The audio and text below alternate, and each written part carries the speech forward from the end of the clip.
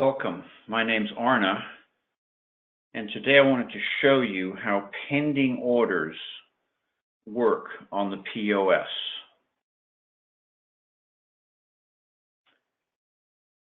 So let's get started.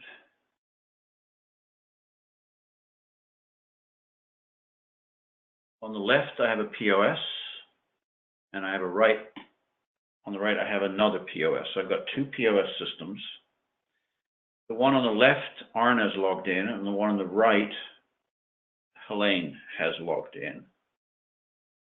Now, under the pending orders menu on both of these, I have a local and a shared, and both of those are empty, as you can see. And on the other one, local and shared, they're both empty. So let's go to the new order screen. And on the one on the left, we're going to take an order for a couple of bottles of wine, and then take a look at the pending. So there it's sitting there as a pending order. I can select it. Now let's make another one. We're going to buy a couple of whites, and I have now two pending orders. Any one of these orders I can then bring back, and the customer is back and wants to check out. So we'll check out that order, and we'll pay for it in cash. I can't do cards with the mirroring software. I don't have a printer or email. And we now look at the pending orders. Now I only have one. If I go to the other computer, I don't have any pendings or any locals.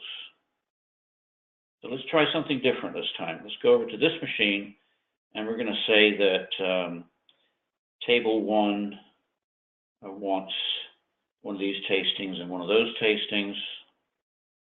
And now I have a pending order on table 1. Now let's take another order. So that's table 2. Give it any name, and they're going to have some tastings as well.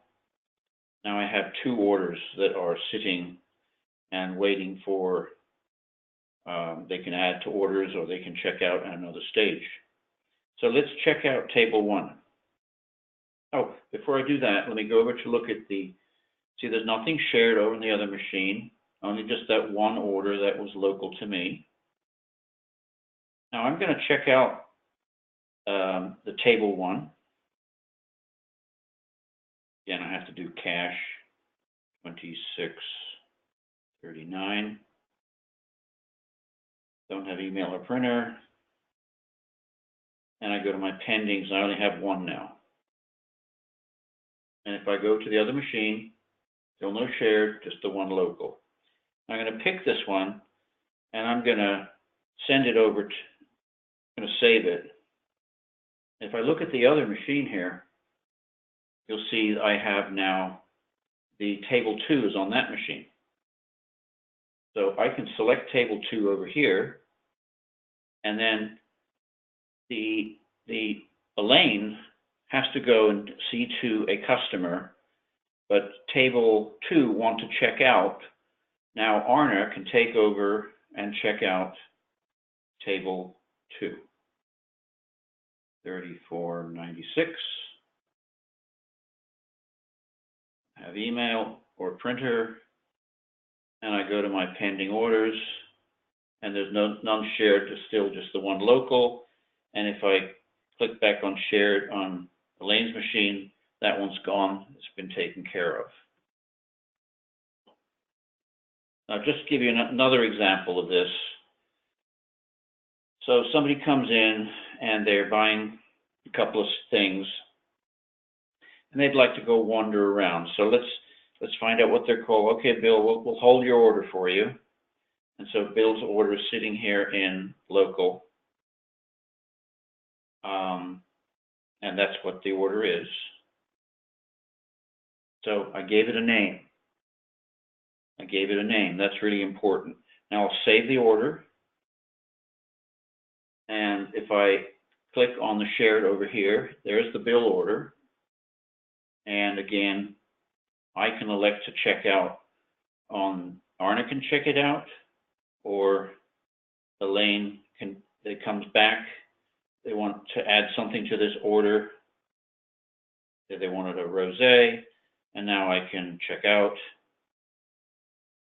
take cash, 101, and I don't have an email or a printer, and I'm done. And if I look at my shared, there's nothing there. And if I look at the shared, there's nothing there. So that was one thing. Now I want to show you a slight addition of what you can do here.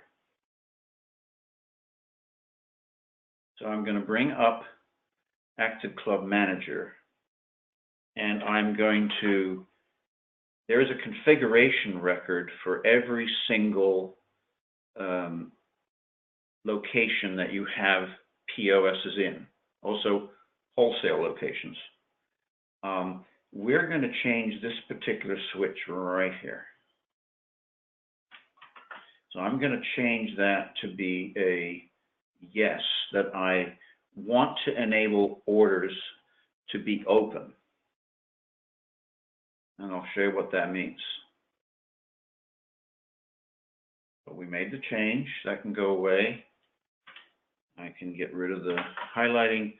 And let's go back to our POS here.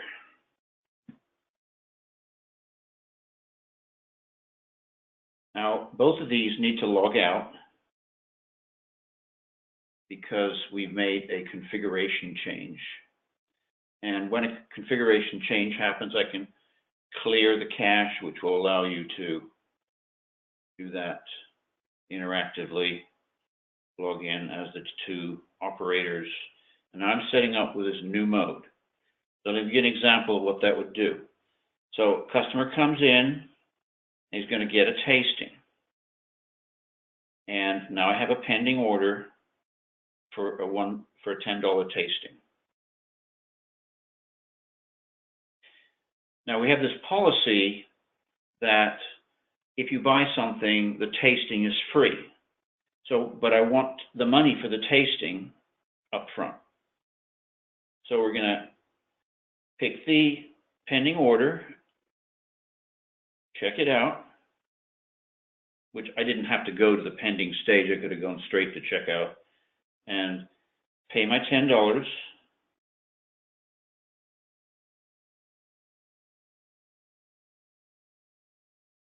And here I can push keep order open. So this is a running tab, if you like. They've already paid the $10. And if I go to the pending orders, and you'll see it green. On the other one, you'll see it green. And just so that you're a believer, I'll make another order here for a couple of wines and save that order. And if I look at my shared, you see I've got the black and the green. And if I come over here, I've got the black and the green. Now this green order, now Helene has to go home. It's time for her to run home. So she can't finish this order up. The customer is finishing off their tasting. And so Arna is going to take this order over. And there is a refund of the tasting fee. If I add to the order, I can add, let's say, one of these and one of these. So I refunded the tasting, and I bought a couple of products. I checked out, pay my cash, $70.85. There isn't an email. I'm done. And I look at the pending orders, the green one's gone. And if I look at the pending orders, the green one's gone. So this is what you can do with pending orders tab on the POS.